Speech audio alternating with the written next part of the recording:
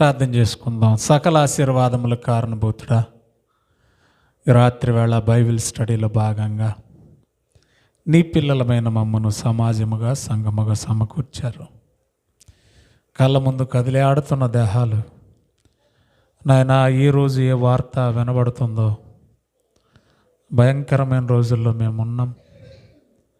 నిన్న కనిపించిన మనుషులు ఈరోజు కనిపించట్లేదు. చాలా ప్రమాదకరమైన రోజుల్లో ఉన్నాం. ప్రభువా, మీరు అక్కడికి సమీపంగా ఉన్నాం. కనికరించండి, మమ్మల్ని సిద్ధపరచండి. యేసు నామములో ప్రార్థన అడిగి వేడుకుంటున్నాము తండ్రి, ఆమేన్. క్రీస్తునందు ప్రియులారా, కూడి వచ్చిన మీ అందరికీ మన రక్షకుడు ప్రభు అయిన యేసుక్రీస్తు పేరట నా హృదయమార వందనాలు, శుభాలు తెలియజేస్తూ ఉన్నాను. ఇది 2వ ఎపిసోడ్. ఇది దినవృత్తాంతాల 2వ గ్రంథం 29వ అధ్యాయము 16వ వచనం మనం చదువుకుందాం. పవిత్రపరచుటకై యాజకులు యెహోవా మందిరపు లోపలి భాగమునకు పోయి యెహోవా మందిరములో తమకు కనబడిన నిషిద్ధ వస్తువులన్నింటినీ యెహోవా మందిరపు ఆవరణములోనికి తీసుకుని రాగా లేవీలు వాటిని ఎత్తి కిద్రోను వాగులో పారవేశారు. ప్రియులారా, మరి మొదటి ఎపిసోడ్ విన్న వాళ్ళకు అర్థమై ఉంటుంది ఈ సందర్భం. సో మందిరము, ఆ మందిరములో నిషిద్ధమైన వాటన్నింటినీ కూడా యాజకులు ఎత్తి పారవేయాలి. మందిరాన్ని శుభ్రం చేయవలసిన బాధ్యత యాజకులదే. క్రొత్త నిబంధన వెలుగులో మందిరం అంటే మానవ దేహం. కొరింథీయులకు రాసిన మొదటి పత్రిక 3:16లో నేను గతంలో గుర్తు చేశా. యాజకులు అనగా కూడా మనమే, రాజులైన యాజక సమూహం. అంటే మందిరాన్ని శుభ్రం చేయవలసినటువంటి బాధ్యత, పవిత్రపరచవలసినటువంటి బాధ్యత, పవిత్రంగా ఉంచవలసిన బాధ్యత మన మీదే ఉంది. అంటే దేవుడు ఉండాలని కట్టుకున్న ఆలయం మానవ దేహం అయితే దీన్ని పరిశుభ్రంగా లేదా పరిశుద్ధంగా, పరిశుభ్రత అనేది శరీర సంబంధమైనది, ప్రకృతి సంబంధమైన ఓడది. ఆత్మ సంబంధమైన పదం పరిశుద్ధత. కాబట్టి దీన్ని పరిశుద్ధంగా ఉంచవలసిన బాధ్యత మనలో ఉంది. ఇందులో నిషిద్ధమైనవి ఏవేవి ఉన్నాయో వాటన్నింటినీ ఎత్తిపారేయాలి, తీసిపారేయాలి. అవసరమైతే వేళ్లతో కూడా నరికి పడవేయవలసిన బాధ్యత మన మీద ఉంది. గతంలో 3 విషయాలు నేర్చుకున్నాం. 1, చెడ్డవాటిని ఎత్తిపారేయాలి. 2, అవిధేయత నిర్లక్ష్యాన్ని ఎత్తిపారేయాలి లేదా తీసిపారేయాలి. 3, పులిసిన పిండిని తీసిపడేయాలి. ఈరోజు మరి 3 సంగతులు మనం నేర్చుకుందాం. ఇంకా మనలో అనగా దేవుని ఆలయంగా పిలువబడుతున్న మానవ దేహంలో నిషిద్ధమైనవి, ఎత్తిపారవేయవలసినవి, పెరిగి పారవేయవలసినవి, తీసి పారవేయవలసినవి ఏమేమి ఉన్నాయో మరి 3 సంగతులు మనం నేర్చుకుందాం. అందరూ బైబిల్లో పనిచేద్దాం. మత్తయి సువార్త 5వ అధ్యాయం 29వ వచనం. కొండ మీద ప్రసంగంలో యేసు ప్రభుల వారు ఏమి సెలవిస్తున్నారో మనం చదువుదాం. మత్తయి సువార్త 5వ అధ్యాయము 29వ వాక్యాన్ని మనం చదువుకుందామండి.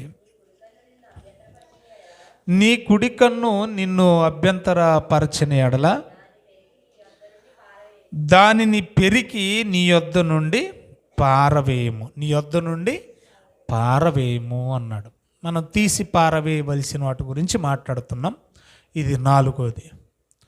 కన్ను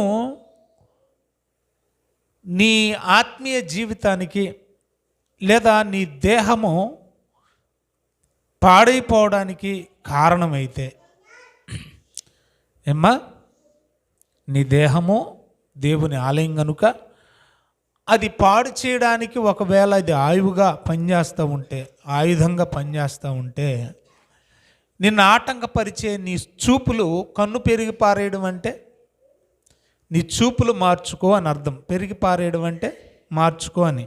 ఏమ్మా, ఇంకా కొంచెం మనం ముందుకు వెళ్ళి ఆలోచన చేస్తే 30వ వచనంలో కూడా ఏమంటున్నాడో చూడండి. 30వ వచనంలో, నీ కుడి చెయ్యి నిన్ను అభ్యంతరపరిచిన ఎడల దానిని నరికి నీ యొద్ద నుండి పారేయి అన్నాడు. ఫస్ట్ ఏమన్నాడు? కన్ను అన్నాడు. తర్వాత ఏమన్నాడు? చెయ్యి అన్నాడు. అంటే నీ దేహాన్ని చెరపగోరేది ఏదైనా కూడా దేహం దేవునికి ఆలయం కాబట్టి దేహాన్ని అపవిత్రం చేసే దాన్ని దేన్నైనా నీ యొద్ద నుండి నరికి పారవే అన్నాడు. ఒకటి కన్ను చూసాం, 2 చెయ్యి చూసాం, 3వది ఏం చెప్తున్నాడు? 18వ అధ్యాయము 8వ వచనం చదువుకుందాం. అందరు బైబిల్ ఓపెన్ చేద్దాం. 18వ అధ్యాయము అమ్మా, అందరు బైబిల్ ఓపెన్ చేద్దాం. 8వ వచనం చదవండి.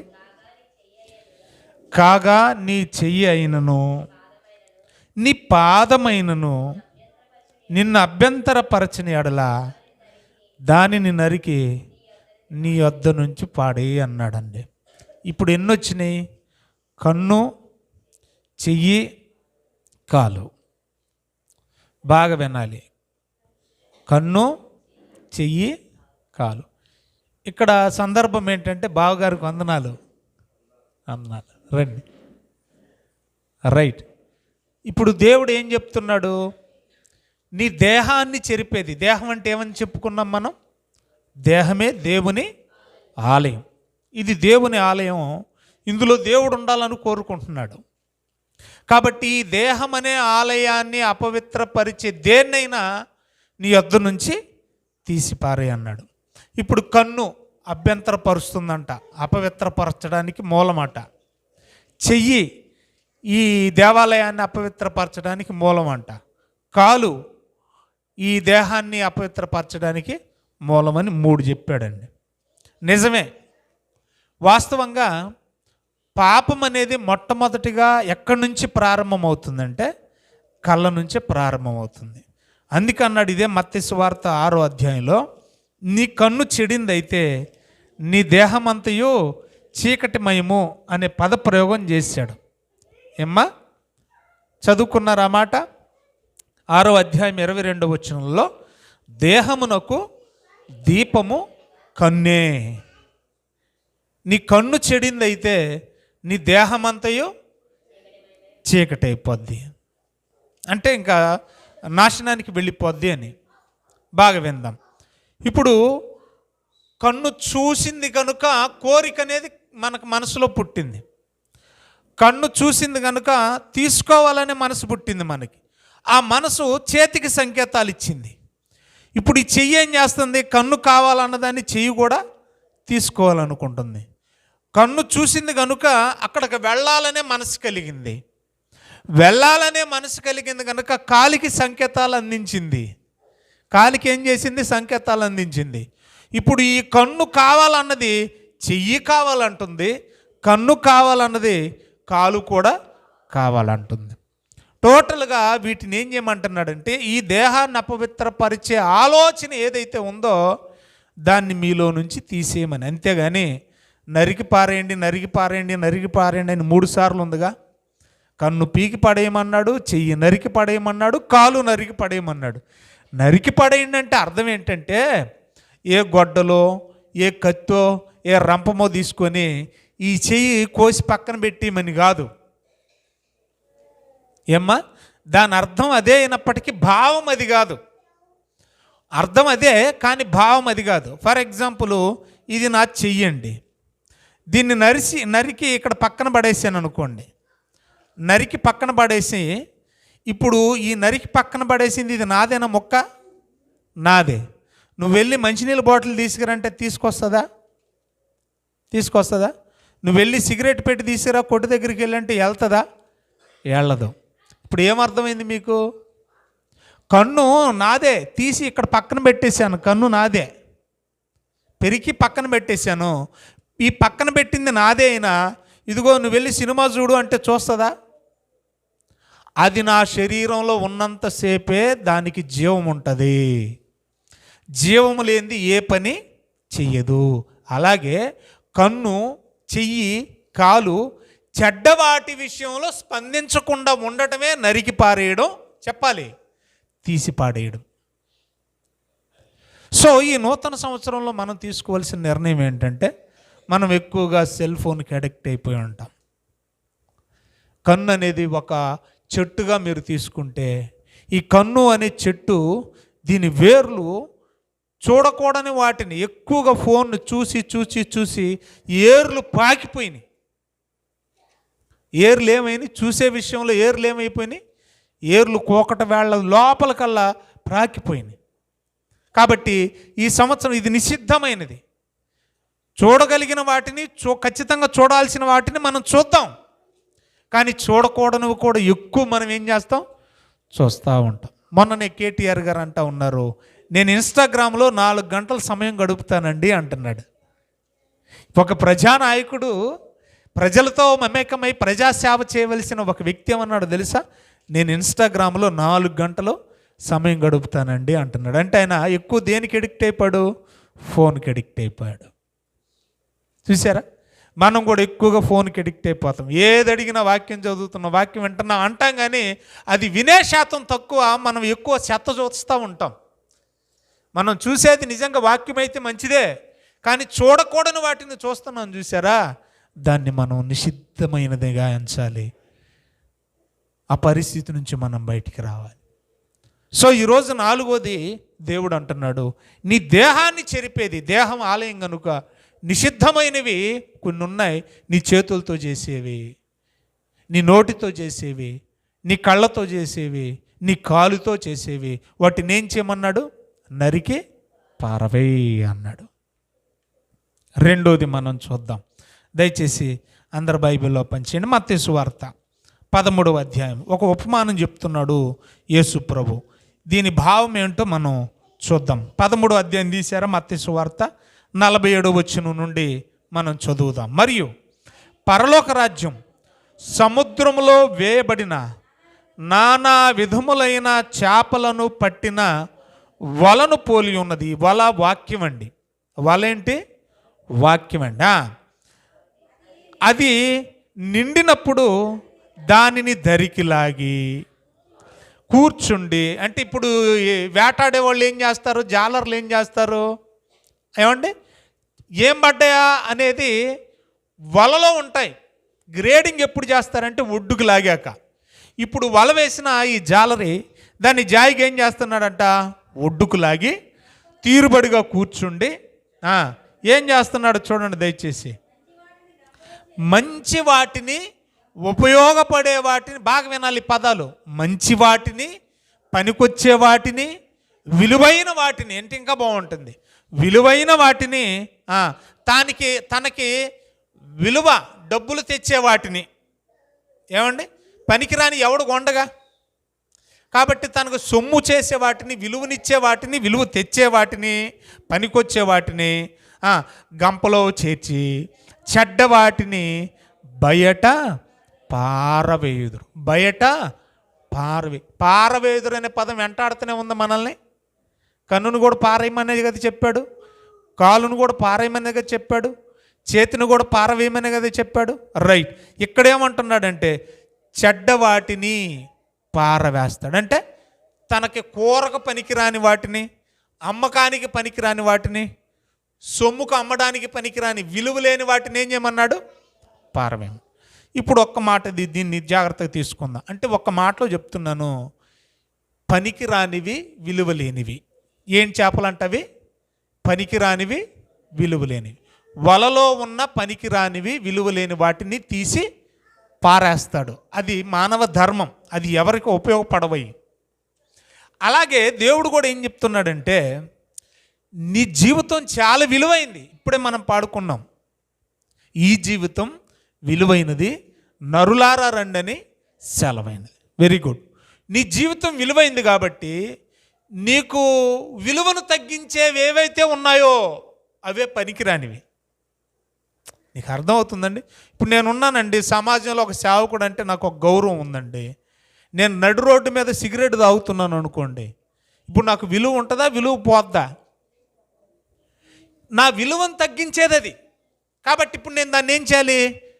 పారేయాలి. సమాజంలో నాకు గౌరవం ఉందండి, నేను అల్లరి చిల్లరగా అందరితో డబుల్ మీనింగ్ డైలాగులు మాట్లాడుతూ ఉంటే ఎదుటివాడు కూడా వేస్తాడు. ఇప్పుడు నేను వేసే డైలాగుని బట్టి ఎదుటివాడు కూడా డైలాగ్ వేస్తాడు.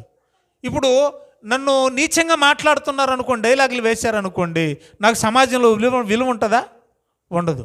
అందుకని ఏమన్నాడు బైబిల్లో? ఆ డబల్ మీనింగ్ డైలాగులు నువ్వు మాట్లాడొద్దు అన్నాడు దేవుడు. నేను ఇంకా ఎక్కువ రెఫరెన్స్లోకి వెళ్ళట్లేదు. ఎఫెసీయులకు రాసిన పత్రికలో ఆ మాట అంటాడనమాట. ఏమని? ఇదిగో డబుల్ మీనింగ్ డైలాగులు నీ నోట ఉచ్చరించకూడదు అన్నాడు. కాబట్టి ఇక్కడ ఈ 5వ పాయింట్ ఏంటంటే మనం రాసుకోవాల్సింది, నీ జీవితం విలువైంది.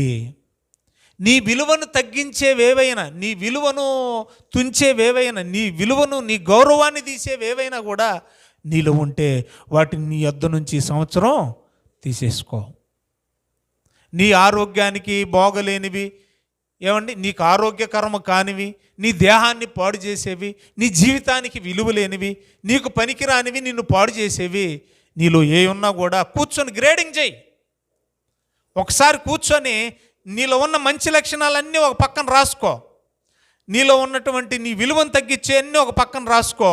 ఈ రాసుకున్న వాటిని రోజు ఒకేసారి తీసేయలేకపోయినా రోజుకు ఒకదాన్నైనా ఏం చేయాలి, మనం తీసేసేయాలి. తీసేస్తే మన జీవితానికి విలువ పెరుగుద్ది. అంటే మన విలువ ఎవడో తీసాడు, నా ఇజ్జత్తు దెబ్బతిన్నది, నా పరువు తీశాడు. మన పరువు ఎవడు తెస్తాడండి బాబు? మన పరువు మనమే తీసుకుంటున్నాం, పరువు తీసే వాటిని మనలో పెట్టుకొని. కాబట్టి నీ పరువు నీ చేతుల్లోనే ఉంది, దాన్ని కాపాడుకోవాలన్నా తీసేసుకోవాలన్నా. ఇక్కడ ఈ ఉపమానంలో ఉద్దేశం ఏంటంటే, ఇదిగో వల, ఆ వలలో చేపలు, ఆ వేటగాడు ఒడ్డును కూర్చొని ఆ వలలో ఉన్న పనికిరానివి, విలువలేని వాటన్నింటినీ తీసి పారవేసినట్లుగా కూర్చో. ఆలోచించి సంవత్సరం ఈ ప్రారంభ దశలో నీలో నీ విలువను తగ్గించేవి ఏవైతే ఉన్నాయో వాటన్నింటిని తీసి పారేయి అన్నాడు. 3వ మాట ఏమండి, మన వర్తమానంలో కంటిన్యూషన్లో 6వ మాట. ఈ రోజుకి 3వ మాట, మన వర్తమానంలో 6వ మాట. చూడండి, యోహాను సువార్త ముగించుకుందాం. 15వ అధ్యాయము యోహాను సువార్త. అందరూ 15వ అధ్యాయం తీద్దామండి. మొదటి వచనం చదువుదాం. నేను నిజమైన ద్రాక్షవల్లిని, నా తండ్రి వ్యవసాయకుడు. అంటే యేసు ప్రభు తనను తాను దేంతో పోల్చుకున్నాడు? చెట్టుతో పోల్చుకున్నాడు. ఆయన ఏ చెట్టు అంట?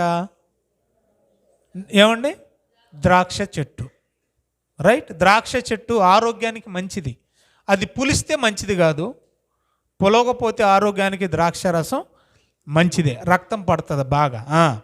నేను నిజమైన ద్రాక్ష చెట్టునని చెబుతూ మన గురించి మాట్లాడుతున్నాడు. 2వ వచనం జాగ్రత్తగా చూడండి. నాలో అంటే చెట్టులో, చెట్టు ఎవరు? యేసు ప్రభు.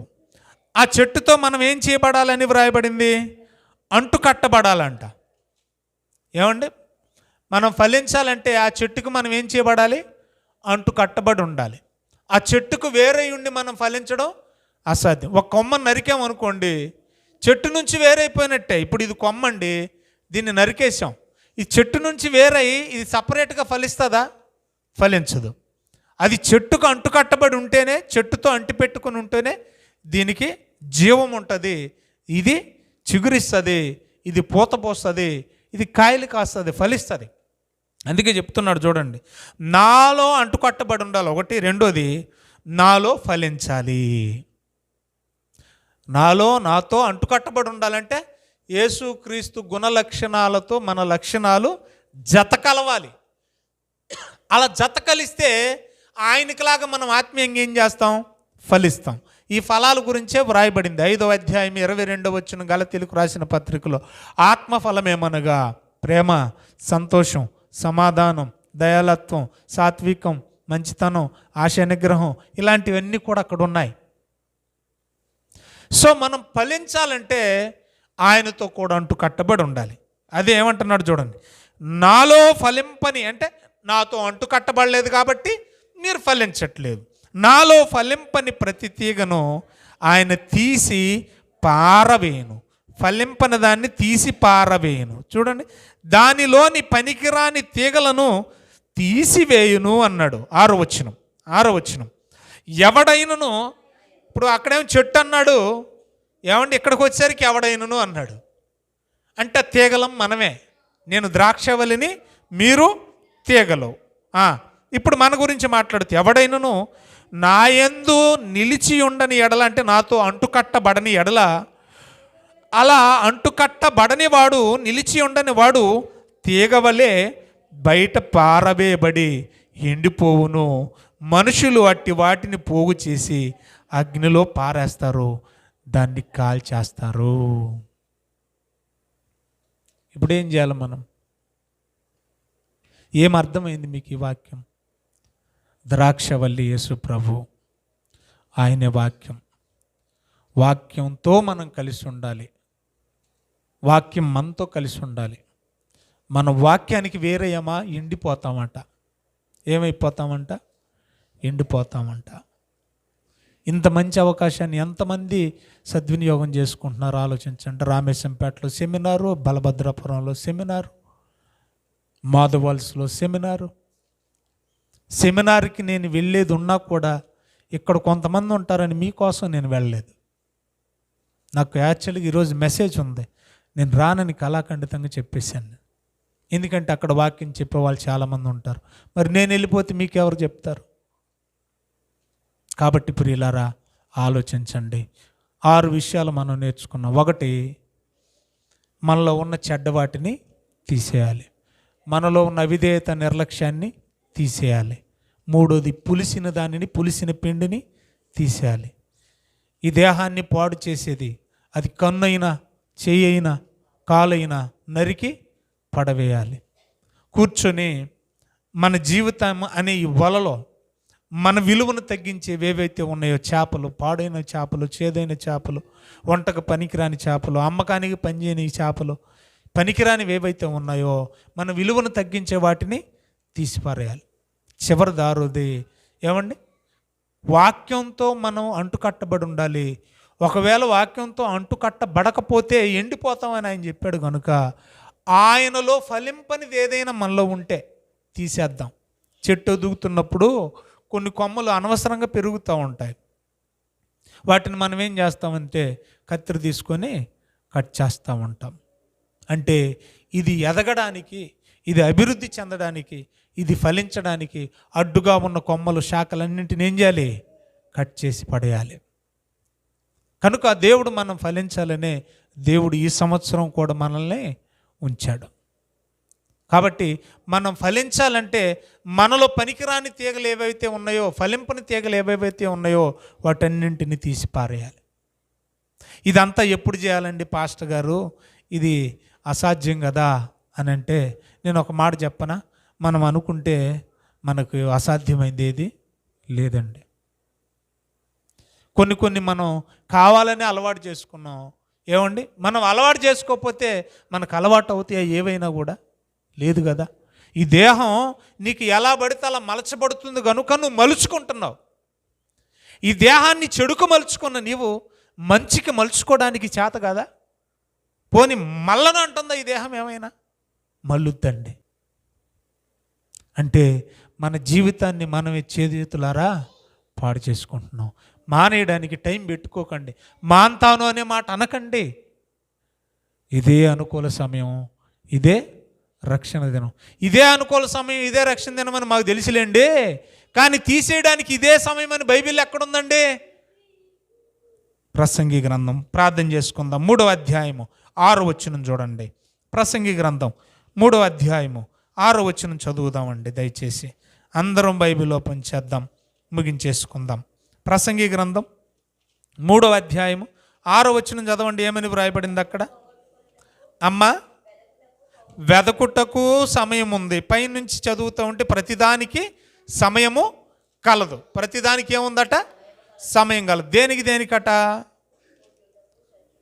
పుట్టుటకు సమయం కలదు, చచ్చుటకు, నాటుటకు, నాటబడిన దానిని పెరికివేయుటకు, చంపుటకు, బాగు చేయుటకు, పడగొట్టుటకు, కట్టుటకు, ఏడ్చుటకు, నవ్వుటకు, దుఃఖించుటకు, నాట్యమాడుటకు, రాళ్లను పారవేయుటకు, కుప్పగా వేయుటకు, కౌగులించుకొనుటకు, కౌగులించుట మానుటకు, వెదకుటకు, పోగొట్టుకొనుటకు, దాచుకొనుటకు, పారవేయుటకు అన్నాడు. చూడండి అక్కడ బైబిల్ ఎంత ఖచ్చితంగా ఉంటుందండి. తీసి పారవేయుటకు కూడా ఏముందట? సమయం ఉంది.